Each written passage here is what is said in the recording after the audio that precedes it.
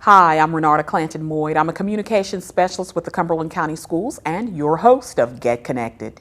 During this monthly show, we highlight numerous educational topics that face today's student, educator, and parent in the Cumberland County Schools. Now, by this time, we've all heard the popular African proverb, "It takes a village to raise a child." And with each generation, many of us have seen that it really does take everyone's help. Well, the Communities in Schools organization works with the Cumberland County Schools to help foster student success. Actually, the mission of Communities in Schools is to surround students with a community of support, empowering them to stay in school and be winners in life. This mission is being realized one child at a time.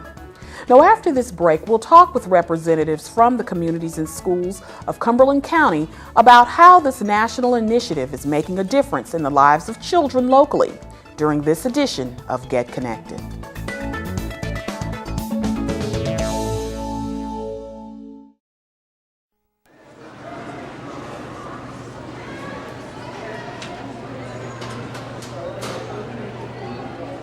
In 4 out of 5 school shootings, the attacker tells someone about it first.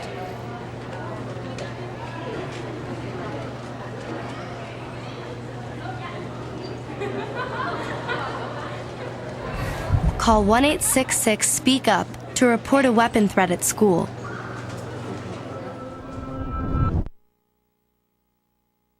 I'm a single mother of 2 kids. I work a lot. We do miss a lot. He dropped off for a whole month.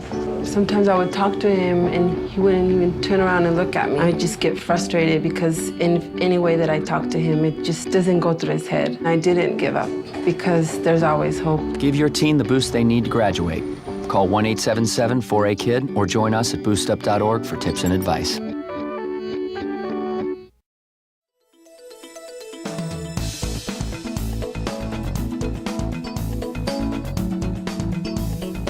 Again, thanks for joining us for this edition of Get Connected, where we're learning about a national partnership that's had a far-reaching impact on the lives of our students locally. And joining us to discuss Communities in Schools is its Executive Director, Cindy Kowal, and her colleague, Wakenia George, the Senior Facilitator of the READS program. Cindy, Wakenia, welcome and welcome back, I should say. Thanks for having us. Yeah, it's been a while since you've been here with me. It has. Well, you know, that means that, what, like every 2 years we'll have to have you back? Whatever you say.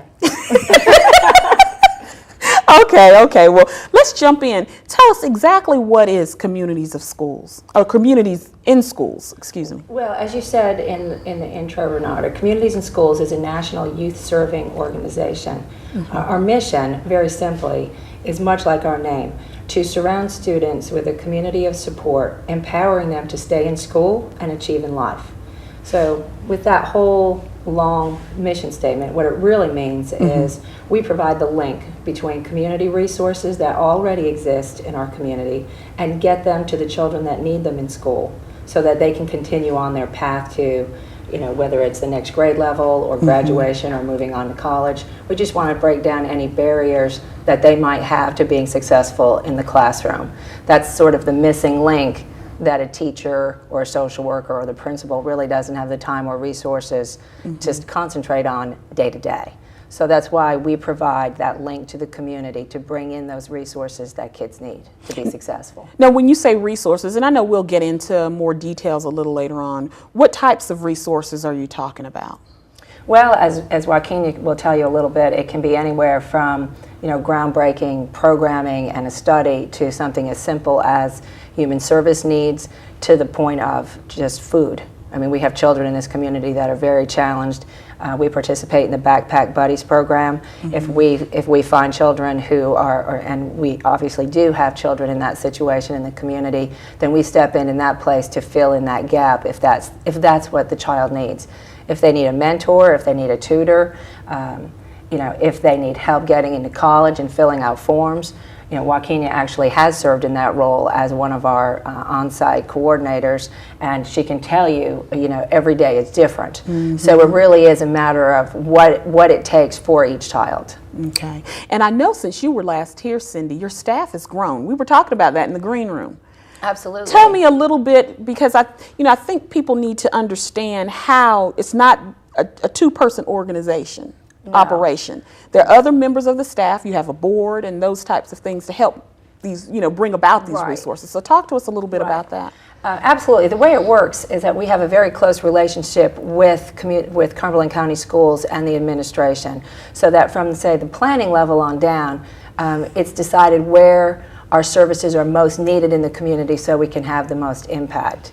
And then when it gets to us, and I work for a board of directors, it's a nonprofit organization, then our board and I and the staff develop a plan about where we're going to serve. When we come down to serving, it's folks like Wakenia who are out in the field working in the schools, which is different from Boys and Girls Club or Partnership for Children, some of the other youth serving organizations in town. We are in schools beside teachers, in the classrooms, as that other adult that a child can lean on. So Wakenia can talk a little bit about our sites, but we have staff at 5 sites in Cumberland County, and then we also serve, without a staff person actually there, we serve all children in 53 elementary schools, 1 middle school, and 1 high school. Wow, that is awesome. That is awesome. And that was what I was going to ask you. How many sites? So you've told us how many sites, and what are those sites? What are? Currently in Cumberland County, we have Lloyd Almond Elementary and Brentwood Elementary are active sites with a site person. A Fuller Performance Learning Center is the high school, and Lewis Chapel Middle School are all CIS sites. But then we have 10 elementary schools that are served by the Reads Project, but there is not a CIS person on site for those schools. Okay. Which has made our office a little crowded. Oh yeah, I'm sure. Wakenia and her staff, she has a coordinator working with her that are working on that project specifically. So in addition to the folks we have in the field, we have Wakenia and the other Reads coordinator in the office, as well as a program director. Now, you know what interests me is, how do you all go about deciding what schools will, be the site areas, and how are those schools chosen? Well, I'll let Wakenia talk about the Reads piece. Okay. But when it comes to how we choose a school, as you said, Dr. Till and our board sat down several years ago, and we talked about the attendance areas in Cumberland County, and found that, and because we were already anchored at Lewis Chapel, we've come to realize over time, we've been at this for about 10 years now. Great. So we've come to realize over time that once you begin support for a student, which we did in middle school, they tend to need that level of support to some degree, or lesser degree or more degree, at different points in their life. Right. So we decided to build what we call a continuum of service. So we, instead of starting in another attendance area, we decided to build the pipeline. So that's how, with Dr. Till's help, we decided, okay, well, we will go down to those elementary schools that serve Lewis Chapel, and then go beyond up to 71st High School and follow our kids. So that way, K through 12, those kids in that area will really know what CIS is all the way through. And while we don't have a site person at 71st, our coordinator there serves those kids. She knows every child now through the junior class. Wow. Because she's been there a long time. So, they call her, they text her. We're still very involved with working with those kids, because once you form that relationship, like everyone, when they have a favorite teacher or a coach, right. For a lot of folks, Ms. Fikes is their adult that they call to lean on. And that's great. It's good to have that type of relationship. Now, we were talking a little bit about the Reads Project, or the Reads program. So tell us, what is the Reads program? The Reads Project is a summer reading project for students in 10 selected schools in Cumberland County. It is a partnership between Cumberland County Schools, Communities in Schools, and Harvard University. And this research project provides the opportunity for students to receive books over the summer to maintain or enhance their reading level while they're at home. Okay. And these schools once again, how are they chosen? They are pre-selected by Harvard's research team through select criteria, and then we receive information from the research team of what schools have been chosen, and then Dr. Teal and the principals of these schools agree to participate in the research project. So they are pre-selected to participate in the project. Now, how exactly does the program work? I mean, you just give a child the book and then say, go read it, and they take some kind of little test or something? I mean, how does it work? There are several different steps to the project. We do a consenting process for parents to agree that their child can participate. We do testing to find out the students' reading levels. We do surveys where students select what type of books they are interested in, and those are the types of books that they will receive over the summer. And then over the summer, 10 books are mailed to the home of the student with comprehension questions, and they send the comprehension questions back, and we follow up with them in the fall. So we follow them from fall to spring and fall to spring. So it's actually a 2-year project now. Wow. Now, how did Harvard get involved in this? Was this something that they started originally? Actually, it's a graduate professor at Harvard, Dr. James Kim. It was his idea.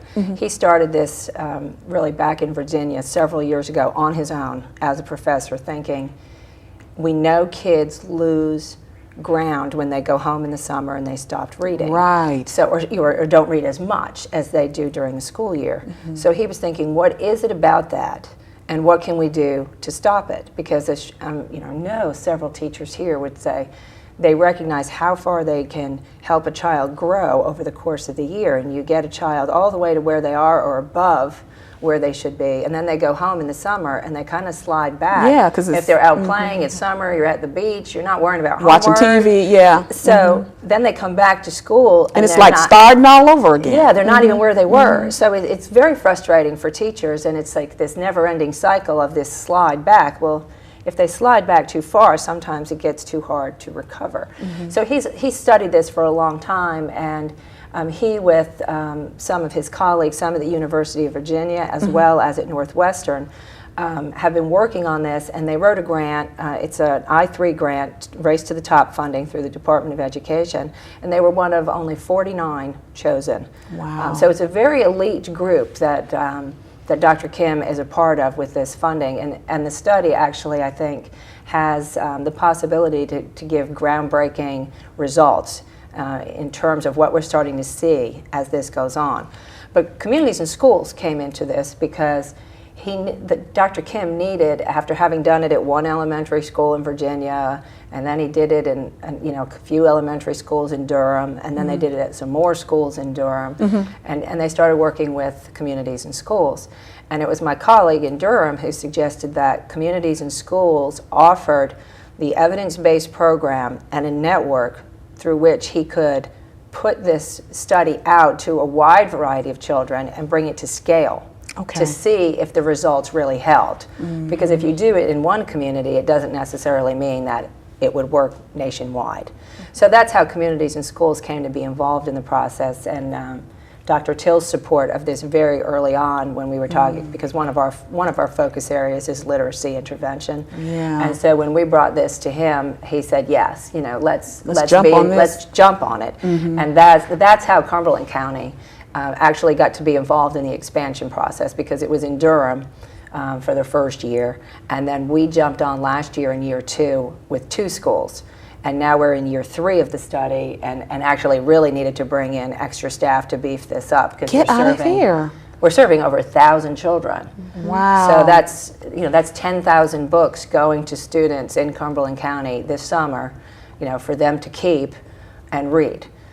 So it's really a neat program. It sounds really because neat. Every kid likes getting mail. Oh yeah, you like getting, but it's when you become an adult that you don't like the mail, because you know what's in it. It's not a book, it's a bill. But exactly. So if they're getting something they like, as Wakenia talked about, they pick the kind of books they want to read, and they're at their level. So you're not just sending them arbitrary books. No. That's great. You know what? I want to ask you some more questions about this, because I'm sure there are a lot of parents that are listening to this and they're thinking, oh, I want my child to be, Yes, absolutely. So, but we've got to take a quick break. Okay. And then when we come back, we're going to get into some more discussion about the program, okay? Or the project. Okay. Is that right? Okay. All right. Well, don't go anywhere. Stick around for more Get Connected.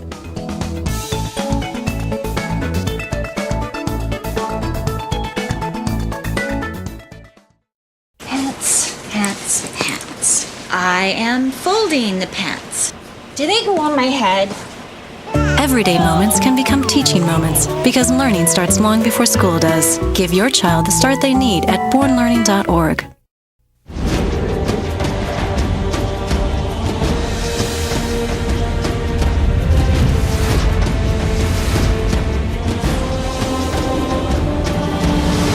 It's never too early to start reading to your kids. There are amazing possibilities when you open a child's mind to reading. Explore new worlds. Read. So, Malcolm, you do know that energy savers last 6 times longer than ordinary light bulbs. This isn't my room. It's Baron Davis's. Baron Davis, the basketball player? This is his room? Yep. Interesting, because we have Baron Davis right here. Baron, do you live here? No. I don't mean that, Baron Davis. Millions of kids are using their energy wisely. What's your excuse?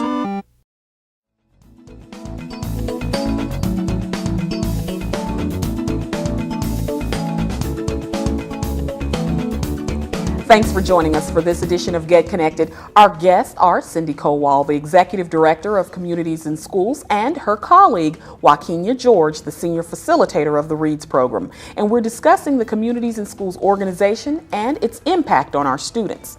Now, you know, before we went to the break, I was just getting excited about the READS project. Okay. You're too old, Renarta. I know. Well, no, actually, I really do probably need to be sitting somewhere reading a book.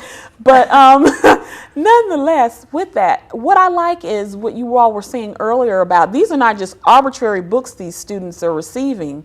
These are books that, you know, they've surveyed the students and they found their interests. Correct.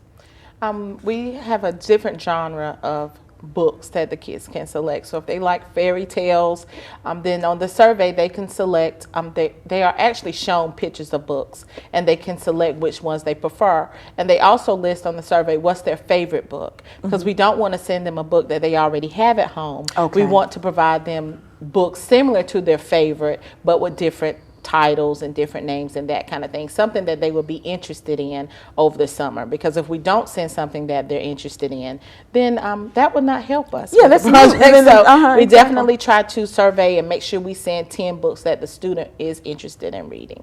And these are books that they're going to keep.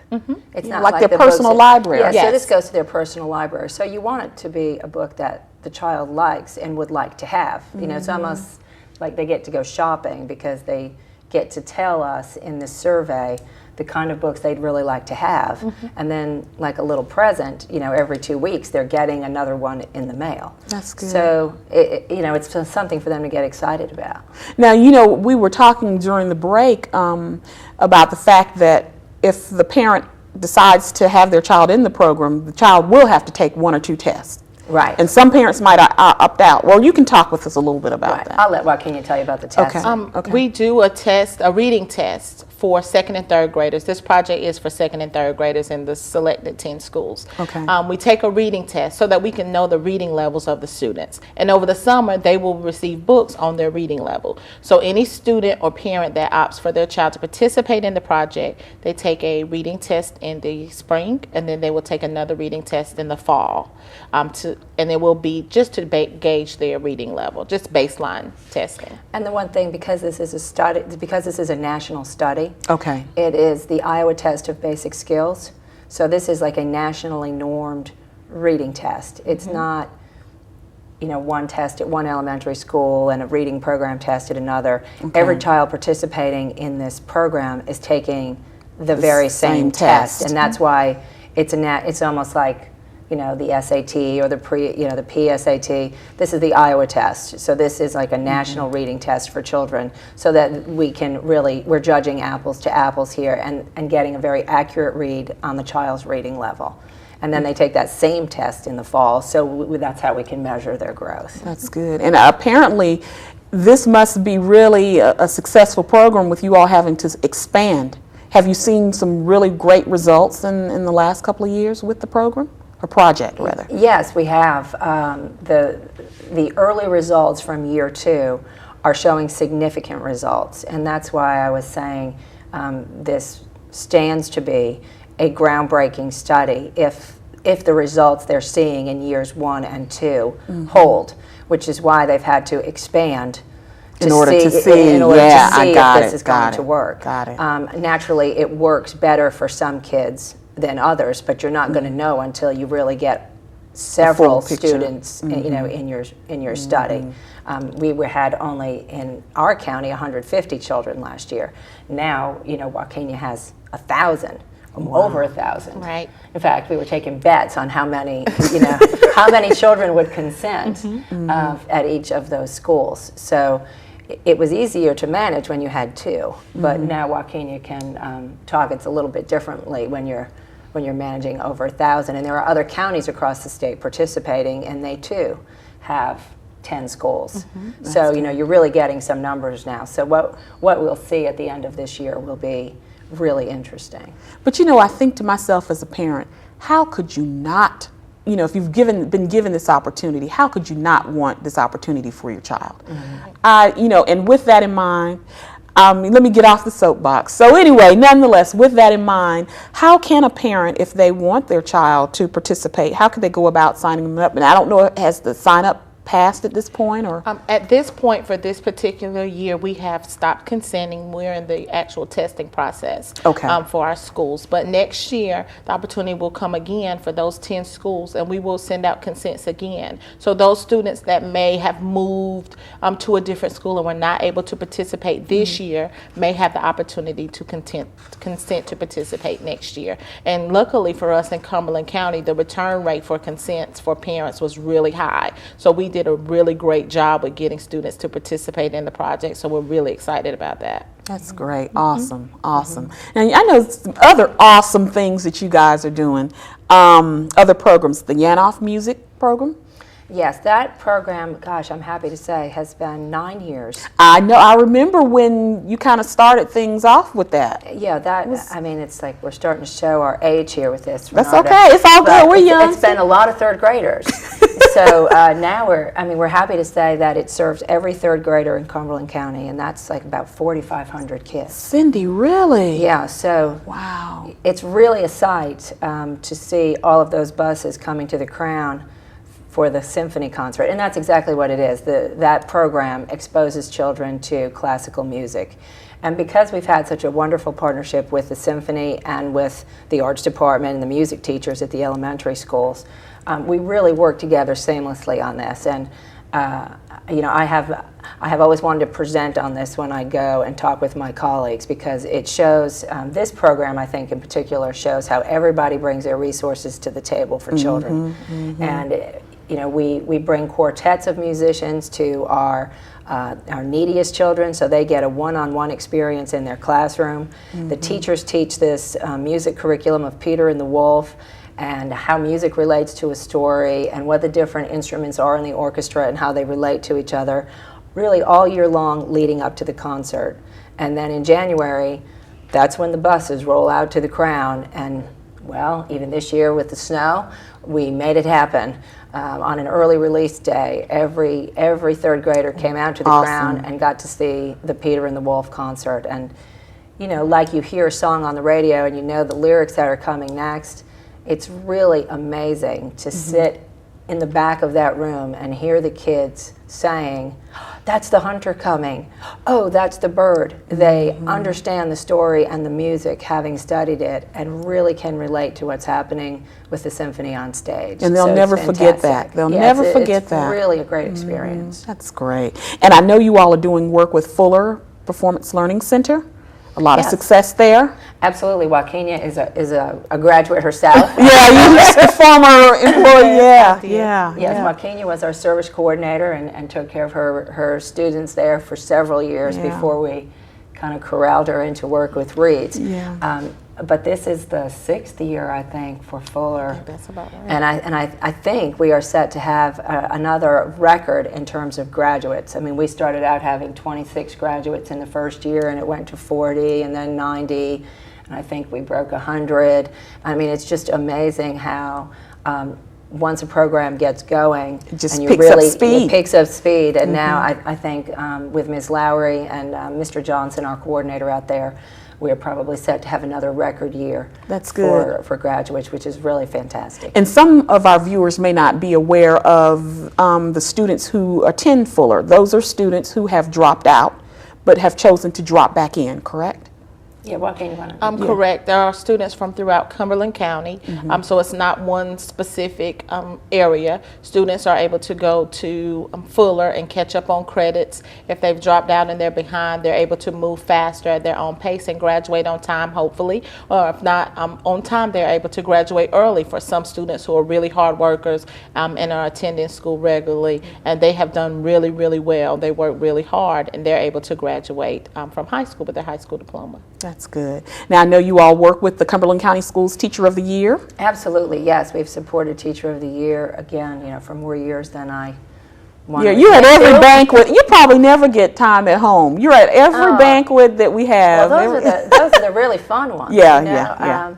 It's really a pleasure. Actually, my favorite day is when we interview those candidates from all the different districts, because it's a long day of interviewing, but I always walk away from that being so inspired and feeling so fortunate, because it's a tough job. You have 10 incredible teachers to choose from every time, and any one of them could be Teacher of the Year.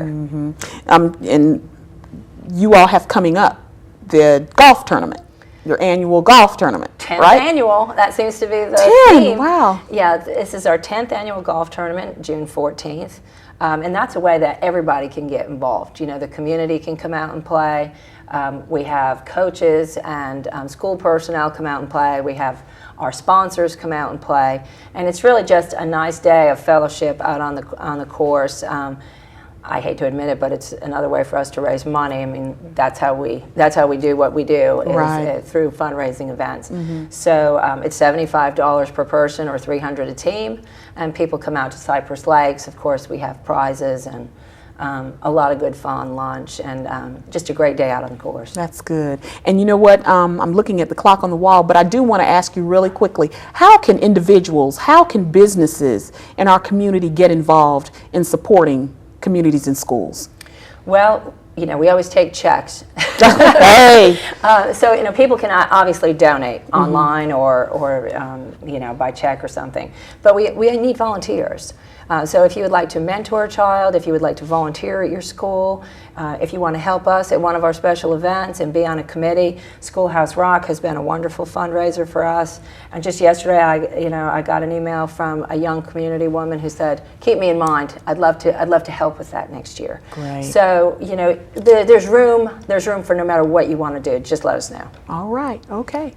Any last words other than bye? Of course not. We're not. Thank you. Okay. It's a privilege. It's a privilege to work with our students and with the faculty in Cumberland County. We love it. Well, we love both of you and your staff, and we appreciate everything you all do. Okay? Thank you. All right. Well, on behalf of the Cumberland County School System, we want to thank you for tuning in to this edition of our show and for giving us a chance to help you get connected. Until next time.